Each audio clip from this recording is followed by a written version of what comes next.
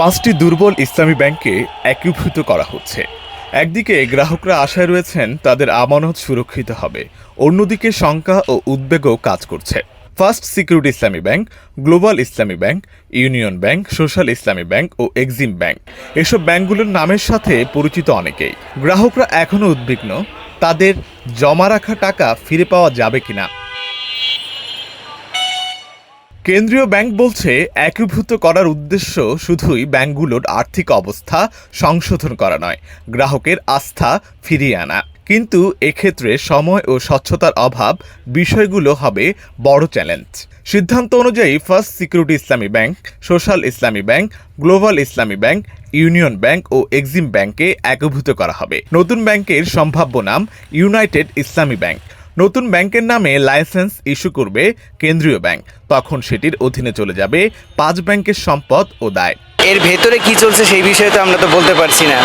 তো এর জন্য আমি বলবো, দেশের যে ইকোনমিক্যাল যে অর্থনৈতিক সেক্টরটা আছে, সেক্ষেত্রে যারা উপরস্থ কর্মকর্তা আছে তারা যদি একটু নিউট্রালভাবে তারা যদি এটাকে জাস্টিফাই করে, তাহলে আমি মনে হয় যে দেশের ব্যবস্থা ফিরতে পারে। আমরা যে কোনো মন্তব্য করতে যাচ্ছি না, তবে ইতিপূর্বে যে সরকার ছিল ব্যাংক খাতকে অনেক শেষ করে দিয়ে গেছে।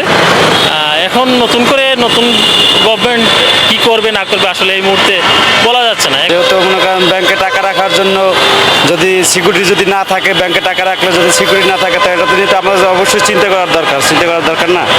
যেহেতু আমরা যদি টাকা রাখবো, এটা আমাদের হবে পাবো কি না, এটা নিয়ে তো অবশ্যই একটা সবার যে একটা চিন্তার একটা ধারণা থাকার দরকার।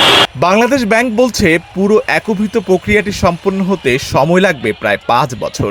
এই সময় গ্রাহকদের ধৈর্য ধরতে হবে এবং তারা নিয়মিতভাবে তাদের ব্যাংকের নিকট যোগাযোগ রাখতে হবে।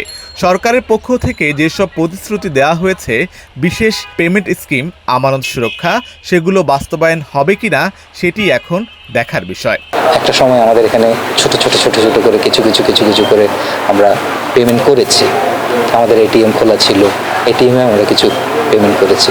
একটা সময় যখন এই তারল্য ঘাটতি হলো, এটিএমগুলোর পরিমাণ কমে গেছে, কমতে এখন একরকম ধরতে গেলে শূন্যের কোঠায়। লোকজনের সাথে তো আসলে এটা একটা বিশ্বাসের ব্যাপার, এবং সেও আমাকে বিশ্বাস করবে, আমাকেও তার সে বিশ্বাসের মর্যাদা দিতে হবে। লোকজন কেন টাকা জমা দিবে আমি যদি তাকে নাই দিতে পারি? সে যদি তার প্রয়োজনীয় টাকাটা নাই পায়। এখনো আমাদের সাথে অনেক গ্রাহক আছেন যারা আমাদের জন্য দোয়া করে বলে যান, আপনারা তাড়াতাড়ি সুস্থ হয়ে যান, আমরা আপনাদের সাথে আছি। এখনো সম্পূর্ণ বিশ্বাস নষ্ট হয়ে যায়নি। তবে এতেও জনগণের ব্যাংকের উপর আস্থা ফিরবে কি? ব্যাংক লুটেরা সাইফুল আলম মাসুদ তথা এস আলম এবং তার সাথে এক্সিম ব্যাংকের সালমান এফ রহমান, তারা দুজনে মিলে হাজার হাজার কোটি টাকা দেশের বাহিরে পাচার করেছে। ফলে যা হওয়া তাই হয়েছে, ব্যাংকগুলো অর্থশূন্য, আর তা ভোগান্তি পোহাতে হচ্ছে গ্রাহক থেকে শুরু করে সকল স্তর মানুষকে। তবে আশার বিষয়, 5টি ব্যাংকে একত্রিত করা হচ্ছে। এরপরে সুফল মিলবে কিনা, গ্রাহকরা তার ন্যায্য যে টাকাটি রয়েছে সেটি ফেরত পাবেন কিনা, সেটি এখন দেখার বিষয়। আশিক আরেফিন, ঢাকা জার্নাল।